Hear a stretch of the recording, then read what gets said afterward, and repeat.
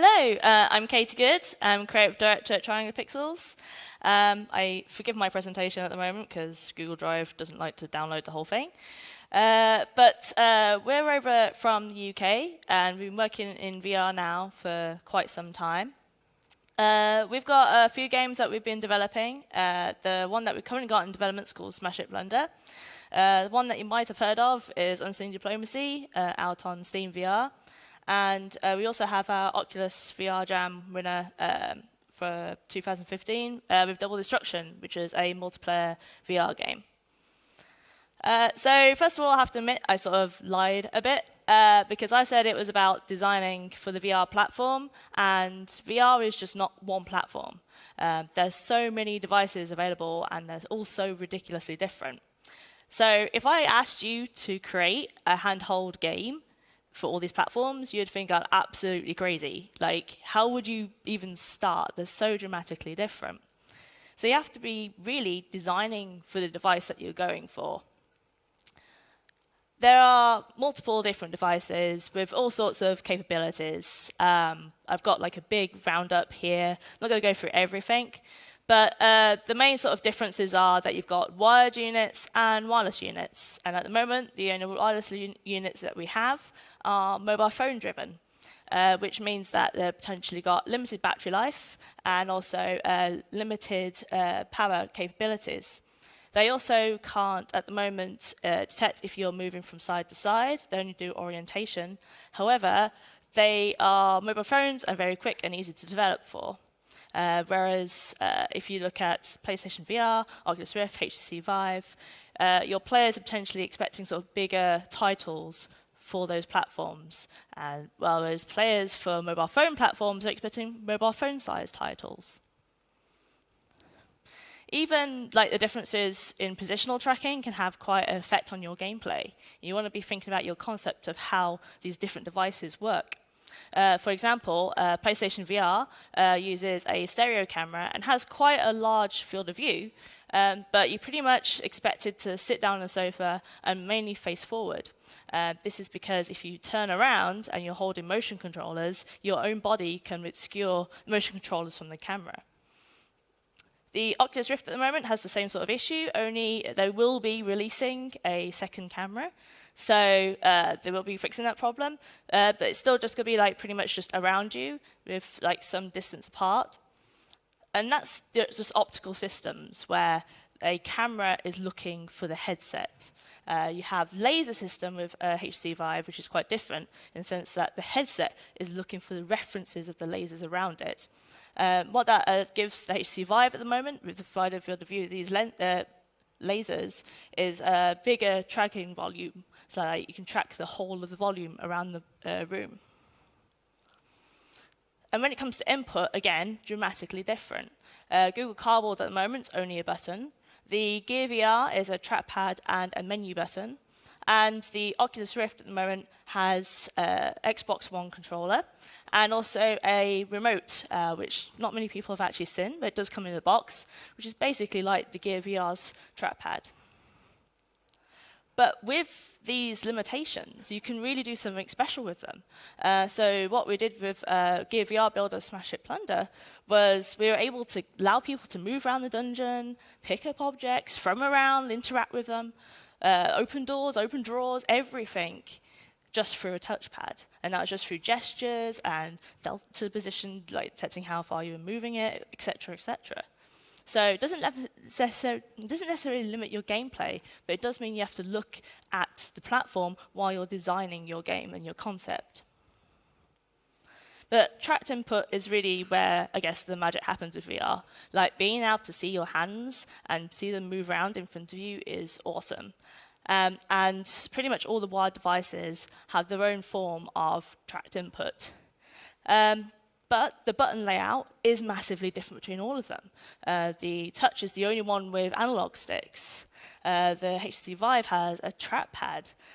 All the move buttons on the PSVR are just buttons. But the real oddball of the lot is actually the PlayStation 4 controller itself. You can track that in 3D space, in virtual space. So you can have like traditional gamepad controls with this controller and still move it around in VR.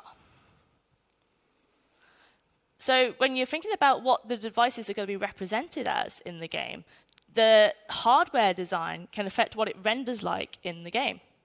The Oculus Touch fits really nicely into your hands and is really well balanced. So it makes it natural to be rendered as a hand in VR. Whereas if you try and render it as a tool, it can feel quite different and quite weird. Whereas the HTC Vive and PlayStation Move very much are held like tools, and so therefore if you render them as tools inside your game world, they work much better. Cloudlands Mini Golf, the HTC Vive controller is just changed to a golf club, and it works really well. You'd have to worry about it. So with all these devices, it's like if you want to be supporting all of them, or even just the tracked ones, like you have to put a decent layer of abstraction between the gameplay and the controllers, because they're so dramatically different. You don't want to have to recode and redesign how you're going to be working things all the time. You want to sort of protect the gameplay somehow from all the differences. And what we do in our games is actually create a 2D emulation mode, just out of practicality of developing. When we're out and about, we don't necessarily have the VR kit with us, when we're developing on the train. We would never release this mode because it plays like ass. We have a 360 controller, we have your hands mocked as the left stick and the right stick, so sort of moving these hands in. It doesn't work, but it can functionally work enough for us to develop with. It also means you can just start developing your VR game today without actually having to have the hardware. So when you're thinking of your concept, you also have to think about what are the player expectations of the device they've brought. The Gear VR, where is it going to be played? It could be played inside the living room, bedroom, sure, but it could also be on the train or a plane. So what are you expecting the players to do within the game? Are you expecting to sort of shout aloud all the time or something? Does that mean they might not actually buy your game for mobile use?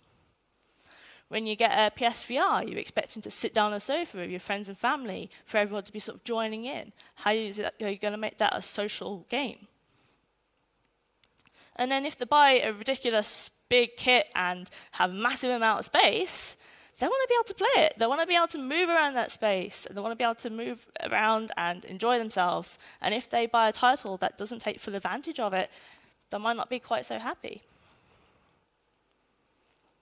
So when you're creating for VR, you have to think about what it's actually really good for. It's really amazing for exploring spaces. You can go into a room and see the scale of that room immediately. You can be looking underneath tables, on top of wardrobes. You can go around anywhere inside this world, and that feels really empowering. It's also really good for exploring objects in front of you. If you imagine the room in VR, we've just got this thing we have to investigate, pick it up and move it around, especially if you've got hand interaction. But it's also really good for empathy. So if you've had some sort of being inside the virtual world, if you know that person is sort of there and real, then you've got much more of a connection to them than you have just watching a film on TV. Yeah, sure, you can sort of cry at a film, but when someone's physically crying in front of you, you want to help them. But VR isn't good for some things. If I try lifting myself off a virtual table, I'm going to fall flat on my face because there's no actual real feedback. There's no pressure like me pushing when I'm punching someone. So you have to use actual traditional gameplay techniques and gameplay feedback to make it feel real, to sort of amplify, hey, look, this is real. Remember, players, this is real. So part of this is making sure that players have some sort of agency in the world, meaning they just feel like they're there and able to do things in there. Empowerment is pretty much another word where it's just I'm able to pick up things, I'm able to control myself. Not necessarily Superman or something, but just able to just be myself in there. And then it's just making things feel really tactile, it's got some sort of crunch and realism to the world. So if you throw and smash something, it actually explodes. But when you're coming up with your concept, actually, when you're thinking about motion sickness and things, they could have quite a lot of effect on your gameplay. So you're going to be thinking about how you're going to be looking after your players. There's different kinds of sickness that we talk about. A lot of people talk about the forces mismatch, when the forces you experience inside the game don't match up to those outside the game. More often than not, when there's some sort of unexpected acceleration, that's when people can feel quite nauseous. Also, obviously, if the hardware is playing up a bit and you're moving your head and it's sort of lagging behind, so it's like you're drunk, again, can make people feel nauseous. But also, there's something called fast optical movement, where you have things whizzing past your eyesight. And this is when, like, you're sitting down in the car or on the train, and you can see things whizzing past, and your eyes are sort of flickering from side to side. That can actually be quite uncomfortable and actually cause the muscles in the back of your eye to put some pressure on some nerves, which, of course, connect to the different parts of your body. We actually saw a research paper that showed that steady movement and alternating movement can both cause some sort of sickness. So on the left, there was a star field which they put players into in VR, and it's a continuous star field past their eyesight. On the right, there was a alternating star field, so it was going forwards and backwards, so there's some acceleration, and that forces mismatch. As you can see here, like pretty much both types cause some sort of discomfort, whether or not they felt disorientated or nauseous. So it's a really good idea to actually just look up and try and research some actual real science yourself, because that can sort of affect the type of gameplay you might be making. Because there's all sorts of like techniques you could do to really make sure that players stay comfortable. But ultimately, you have to decide yourself where you're going to put that line, because having a large cockpit can really help with motion sickness. But of course, that can change the entire context of your game. Whereas obviously, there's things such as having high frames per second is what you should be doing all the time. So let's have a quick look at some of the things that we're doing in Smash It Plunder. First of all, we have your hands in for reference all the time. This is just like as a grounding to make you feel like you're inside the world. When someone points to go somewhere, they get taken there, but we show you where you're going by putting little feet on the ground. And it sort of acts like a bit like a travelator. There's no unexpected movement. You know where you're heading. When players are sitting down, they don't necessarily want to be turning around and cricking the neck all the time to look behind them. So they can swipe on the Gear VR to turn around. But we don't smoothly turn them, because that implies some sort of angular acceleration, of which they'll feel some discomfort because they're not experiencing that in real life. So what we do is we snap the player around in increments, in 15-degree increments, so that they don't experience acceleration because they're teleporting around effectively. We also, when someone's going somewhere, we take them immediately up to speed. So they just click and straight up to speed. That means that there's effectively only one frame of acceleration.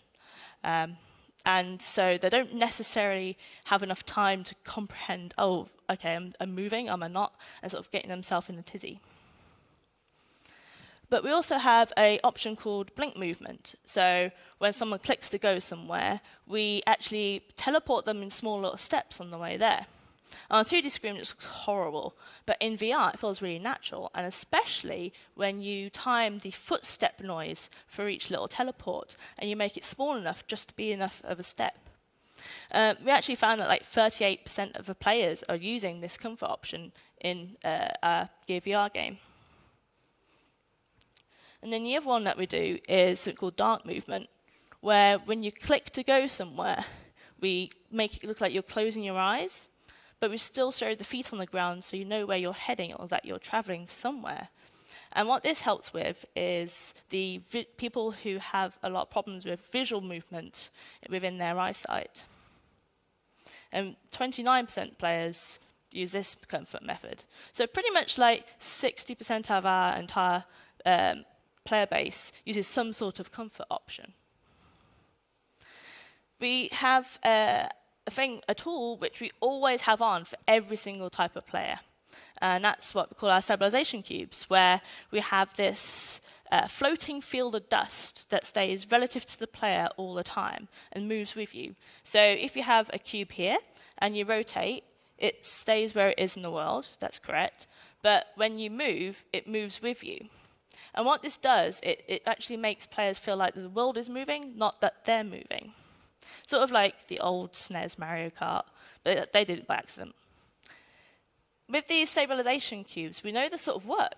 And the reason is because before we had them, if someone pressed to go somewhere, you saw them leant backwards if they were standing up. Whereas now, they don't lean backwards with these on. So clearly something must be working. Of course, what you don't have to always do, you don't have to keep messing around with the player themselves. In Unseen Diplomacy, what we do is actually we mess around with the environment instead. We're loading rooms in and out in front of the player as they move themselves around one-to-one. So there's no fake movement at all with the player. But what you could do is, I reckon you always must be asking the player what their preference is. After your first few steps in Smash It Plunder, we automatically bring up this menu and ask, do you feel okay? Do you feel comfortable? Try something else. The players are then aware that it's okay to not necessarily feel comfortable, that there are different comfort options for them, and that what those different comfort options are, and also where to find them.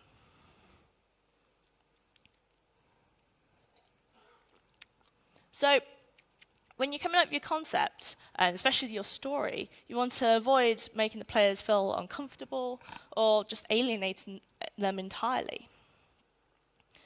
What are you forcing the players to be? When I look down and I have a virtual body and my breasts aren't there, that's really, really strange. It's like, who am I? What are you forcing me to become? Are you going to allow players to really have some sort of character customization? I mean, that can be quite expensive, but at least they can sort of decide who they want to be.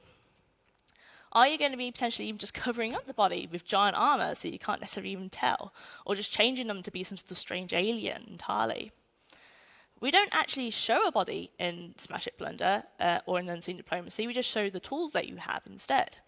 This doesn't seem to be a problem, like just having some sort of hand presence is enough, it seems. But when you're coming up with your story, what are you forcing the players to do? I remember talking to a developer where they were super, super proud about the fact that their virtual wife is going to come and going to kiss you and hug you and love you, and you're going to feel so connected to her. And it's like, well, if you're forcing me to do that, I'm going to feel a bit uncomfortable, to be honest. Like, you know, I'm straight, I'm afraid. Like, this is going to be really weird for me. Are you forcing players to be someone that they're entirely not? And especially if that person or that AI is encroaching on their private real-world space. Maybe you're forcing the characters to like kill someone or do something really evil in the game. How are you going to compensate that in the story? Like, it's part of the story they need to do this, but how are you going to force the players to do it? Maybe there has to be some sort of positive spin, so like most human beings will have to do this negative thing for some reason. Of course, you could just skip this entirely and just play as third person. And then we found a surprising amount of people who decided to choose some sort of disability option in Unseen Diplomacy, because disability isn't always obvious. We first of all made sure, obviously, if you have some sort of sight issue, that, especially with colorblind, you just have things like symbols on the switches, so you could tell if it's on or off without necessarily having to tell the difference between the colors. Making sure that there's always audio and visual feedback going on whenever there's an event. But for movement, suddenly it becomes this big issue, because we were getting people to move around one-to-one this massive space and crawling through vents and rolling underneath lasers. So we created this restricted movement mode where we actually switch out the levels to levels which feel much better if you're actually playing in a wheelchair. And that so you can move around, you can still reach things and still play the game. You just happen to be in a chair, or maybe you just don't fancy really crawling around today. So when you're designing your environment now and getting into the development, there's quite a lot you're going to have to do and change up for VR. So I'm just going to go over some quick tips. First of all, players are really, really good at spotting incorrect scale. We had a massive problem with this in Smash It Plunder early on. When we started getting positional tracking and some sort of decent hardware, you went through a door and it felt like you were going to clip your head on the top of the door because the scale was completely off. That was really weird. And then we had to fix up loads of scales across the game. But you can play with this. So in Summer Sandpit, like our quick jam game we did over a weekend, we actually shrink the players down and try and make them feel like a toddler again, and create this giant sandpit and giant toys for you to play with. Interestingly, we don't think this worked, and that's because as an adult, I know my body proportions, and toddlers tend to have very different body proportions to that of adults, so I just never really felt like a kid again. Bit of a shame, really. Players can also look anywhere, and they will do, especially if they've got tracking like this. So yes, you're going to have to make sure that the art looks good pretty much anywhere in the level, but also you could take advantage of this in the gameplay design, hiding things like messages underneath tables or something. But they can also stick their head into objects. You don't ever want to stop the player from being able to move their head into something. You can hide what's behind it, but just imagine in your game you didn't do anything. You just let them move their head around. And you had the whole story, like the end of the game, stuck inside this treasure chest. And the whole game, hours of gameplay, is to find the key. The player could just put their head in the treasure chest and read what's happening. So start thinking about systems that you're going to have to do to sort of stop the player from being able to put their head into things, but not physically stop the positional tracking from happening. And then when it comes to room scale, this again complicates things when there's so many different sizes of rooms available. People could be standing up, sitting down, have L-shaped rooms or something. Are you going to be scaling your levels? Are you going to be having just them standing in one spot? Try and think about what sort of systems you might have in place to have these really strange shaped rooms. And then not all platforms have what they call a chaperone, which is a virtual wall that players mark up themselves to make sure they don't stick their head into a real wall. So you might have to create one of these yourself for different platforms, just to keep players within the field of view of the camera. So for this, you have to make sure you potentially use the game's context for it. So we actually use those floating cubes as like a solid wall when you're going to go out the field of view of the camera. And then for Smash It Plunder, we made some few environmental mistakes in our very first level. First of all, we started players against the door, and they thought they could go through it, and that was a problem. They couldn't, but also didn't know that it could turn around. They just sort of stood there at the door. So what we did now in our tutorial level is have text going across your line of sight, and so you're sort of forced to turn and read it, and then suddenly realize you can start turning around. Also, we started the timer straight away for their demo.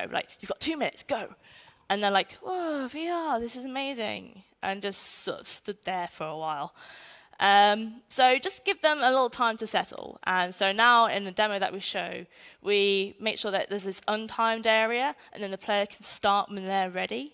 And then they're much more willing to start going and compete for the high score. And then what we found was if players turned right in this level, it was fine and dandy. They saw the whole level and explored it all. If they turned left, they saw the best thing ever, which was this bookcase. And it's the first virtual object they've seen in their life. And it was like the sexiest, colorless bookcase they've ever seen. And oh, this is amazing. And did the whole demo on this one bookcase, ignoring the whole massive dungeon we made for them. So we found that having complex objects inside the sort of tutorial or settling area was actually a negative thing. So maybe in tutorial, just make it a bit more plain and simple for them. So when they go into the real level, they're much more wowed. So when you come into UI, you're going to have to totally just start again, because you're not going to be able to create something like this in VR. You can't have stuff attached to the screen, especially on the edges of the screen, because you're going to have to try and chase it with your eyes or something. So in Smash It Plunder, we knew this was going to be a problem, and we just stuck a massive timer on the wall. But thanks to the bloody bookcase, then everybody saw it, did they? They didn't look up. They didn't look around the other side of the dungeon. So it was entirely pointless having it on there. Nobody saw it. We then changed it and moved it down to your hand, and this made much more sense. You look down to check the time. Great concept. Only we needed a lot more information, not just the time. We needed menus and things like that. So we changed it to a magical book that you carry around with you. And this magical book is great if it's in the context of the world that you're some sort of wizard. You can have all sorts of gameplay information on it. You can bring it up and have a 2D traditional menu on it, essentially. But you don't necessarily have to have a 2D thing in the world. In the early version of Unseen Diplomacy called the Handgun Heist, we actually had a drop-down inventory that was just an actual real inventory that you just picked up the tool that you needed. And it's just a 3D model. So when you're inside VR now, pretty much all your time is going to be spent interacting with objects, and in a very real one-to-one way as well. So you have to really spend a lot more time focusing on your interactions. Example of this was when we were working on Unseen Diplomacy on the keyboard. Originally, the keyboard, and pretty much a keyboard in any other game, would be a giant collision box, and if you entered the collision box, then the keyboard would light up and the thing would happen. What we did was we actually had a keyboard which was modeled with individual keys. And those individual keys would go up and down and light up individually and click for each one as well. The collision on the controller was also super, super accurate. And this was amazing because you could just roll your hand effectively over the keyboard and it would click and touch properly and react properly and real. And players just mess around with this, and you can put the controller on top of the keyboard and see the outline of the controller. It was really, really cool. We also did a similar thing with the screwdriver and the screw, where we had a giant collision box originally, and we were going to have a power drill. We realized that a power drill wasn't necessarily going to be very good because, you know what, in all games you can pretty much point and trigger something. That's what a power drill is. So instead we turned it to a screwdriver. And so it's this lovely manual action. And we made the collision smaller and smaller, and it kept on feeling better and better until it was basically just around the top of the head of the screwdriver, of the screw as well.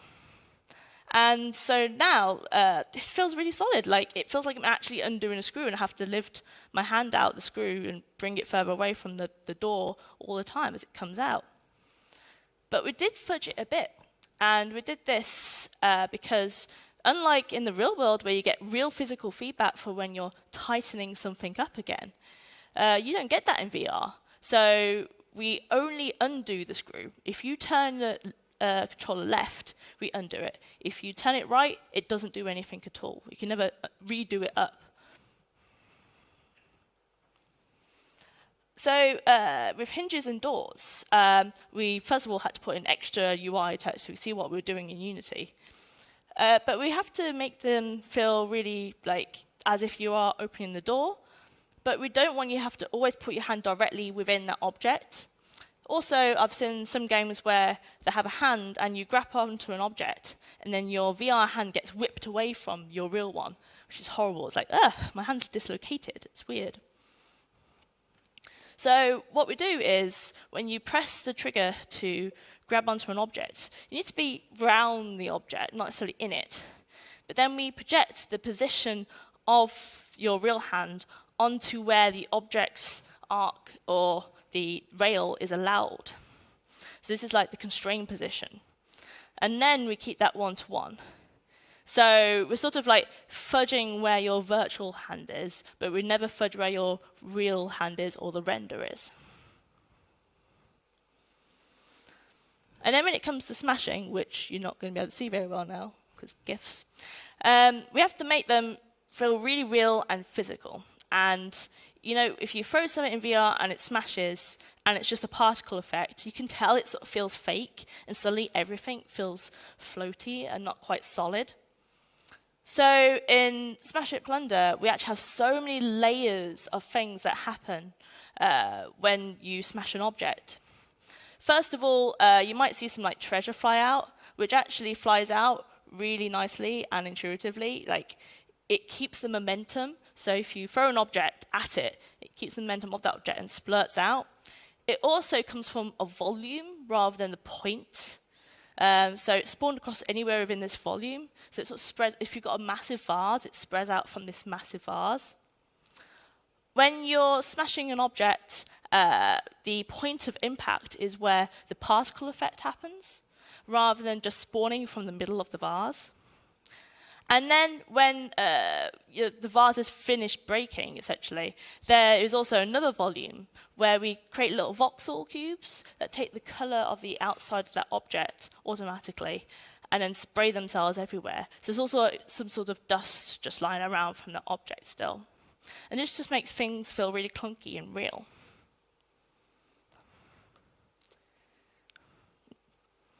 So now we sort of start thinking about a concept. We have to be realizing that VR isn't necessarily a sociable activity. You're locking people away inside this just black box on their face. So you have to sort of fulfill the social needs of the person in there. It could be that that person is the only real person in this entire virtual world. They could feel really alone in there. So you have to create some sort of social outlet for them. And this doesn't mean they have to have a pet dog or a person walking around with them. It could be something like GLaDOS, like just an actual evil entity in there with them, making it sound like they're not quite alone. Portal wouldn't have been the same if you were just by yourself and did all those levels by yourself. You also have to make sure that your AI is actually believable.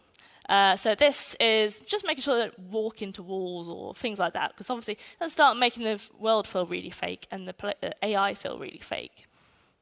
But when you're thinking of your context and story of your game, you also have to make sure that the characters you do create stay consistent and real from within themselves. If you're getting the player to become best friends with someone, and that friend is really huggable and awesome and wants to support them, and all of a sudden, for one line of dialogue, they get really shouty and angry, and then they're fine again, that's going to feel like that character is somehow fake and can't be trusted. Then when you're creating VR games for those people outside of VR, you have to think about sort of reactions that you get in players to sort of experience, because just watching reactions is really, really fun. You can all watch YouTube videos of people playing VR all day. So try and use this and actually get the player to put on performance for the people outside. We did this in the Hat and Gone Heist, again, like the earlier version of Unseen Diplomacy, where we were getting people to crawl around on the floor. And the people inside VR were obviously having a great time, and people outside were having a great time watching the people inside. And then at the end of the activity, they came out, and they shared and had a social moment where it's like, oh yeah, this is awesome, yeah, I can see, I saw what you're doing, etc., etc. But what you have to do is really start thinking about how you're going to show the information, what's happening inside the VR device, to the people outside without horrible sort of distortion effect or like just giving away all loads of spoilers. Because a normal camera, when you just like giving someone a camcorder, you know if you're watching a really rubbish film, just hand camcorded, when it's shaking all over the place and people are whizzing about, it's like you can actually make people feel on 2D screen feel sick. So creating a secondary social camera is really, really useful. And this is what we had to do for the Gear VR back in October 2014, because you can't see what's happening on the mobile phone device. And it worked so well. It acted as a centerpiece for the game. So people weren't just looking at the VR player, but also joining in on the game. They could see high scores, useful gameplay information. They saw a 2D map of what was happening. And then they could say, hey, no, there's an extra treasure in the next room. Go over there, go over there. The other thing that we've tried is actually creating a theatre-like experience. So the whole point of Unseen Diplomacy and the reason why it was made was just for one event back in October at Game City, where if you entered the room, you were playing the game. We had people dressed up as spies interviewing you for the game. We had a social screen set up so it looked like there was a camera feed from someone that's gone away somewhere else. We also had printed agent evaluation forms where friends and family could evaluate each other on how well they've done in the game. And it was just taking the mickey, like it was a really funny activity. But it showed us that actually not everything has to be like a digital experience necessarily. I think a game called Keep Talking Nobody Explodes, also similar, where they don't necessarily have to have a digital input for people to be playing along and enjoying themselves. Of course, you could always use other devices as well. And so in Double Destruction, we had mobile phones that you could join in with the Gear VR and crossplay. And of course, you can just use other VR kits at the same time. So in Unseen Diplomacy in the event, we had a DK2 setup, and people could join in, like the Crystal Maze or Fort Boulevard or something. I can't remember what the European version was. But then those players on the 2D screen can also just join in, and actually join in on controllers and pads. They can do this on PSVR really easily. You can sort of hack a way around it with other consoles and platforms. And then players are feeling like they're all playing together, and if you make it fun for both sides, then there's no reason why anyone should get jealous about the VR kit player. When you're designing your multiplayer game, you want to be looking at making sure that everyone has some sort of presence inside that world. The VR player, well, the Vive player here, there were this floating blue head, and they had controllers, and that was enough so you could see this. It was a real human. The DK2 player was this eyeball CCTV camera on a stick, and that would react one-to-one with them all the time. What it showed us when we were creating Double Destruction was the fact that all the avatars could be actually really, really simple. Here you see the VR player is like this little Lego man, and the player, like the 2D screen player, was a floating lamp. And this seemed to work really well because we were making sure that we were always keeping the actions really one-to-one. So for input for both players. So you could see someone's human when you're rubbing even just a finger over a mobile phone, because they're reacting directly to you. In Unseen Diplomacy, when people realized that CCTV camera was their friend, they were trying to poke it, and so you could see the friend dodging out the way all the time. But what you want to do is make sure you don't make something what we call the crappy controller. And this is when basically one person is like the map, and the other person is the person putting in the input and can only see like a little bit around them. In that way, like if you basically merge the screens together, you could play the game all by yourself. And it doesn't feel empowering for anyone. One person feels disempowered because they're not doing anything other than just talking, and the other one feels disempowered because it's like they can't see anything, they're just reacting to the other person. You have to make sure that, therefore, both sides are obviously fun to play, and both sides feel like they're in control and able to actually do something within the world, feel like they've got some sort of control over themselves. And when you're thinking about creating a multiplayer game, you have to start thinking really early about what information is going to be seen on each screen and what are they going to be doing. Because it's that information disparity is what they're going to be communicating about. You also really think about how often they're going to be talking to each other. If it's going to be like this manic arcade game, it could be all the time. Every second they need to talk to each other for some reason.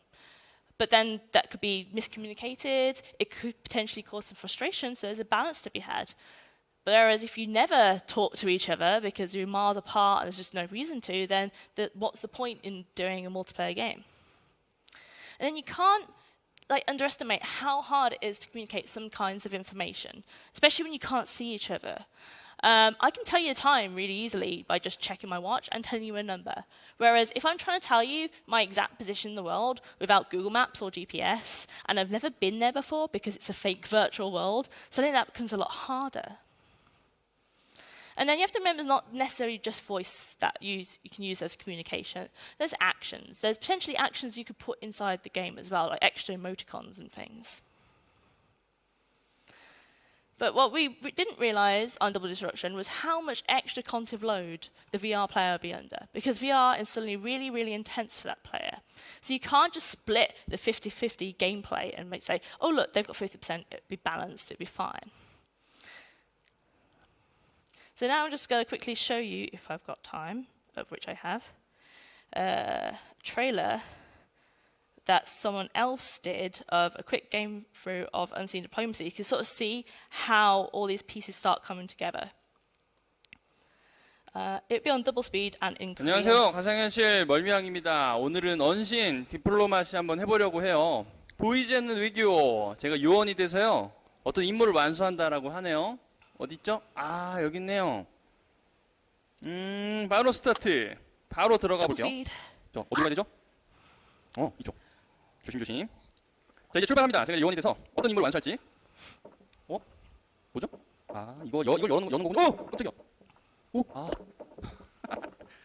여전합니다. 이거 놀라는 건 여전해. 야, 이거 제가 Notice 진짜 how he 밟는 것 같아요. steps over the 이거 virtual stuff, 이거 even 공간을 though it's 굉장히 not 활활한 actually 콘텐츠라고 알고 infinite. 있는데, 우선 여기 어디죠? 우주인가요? 우선 멋있습니다.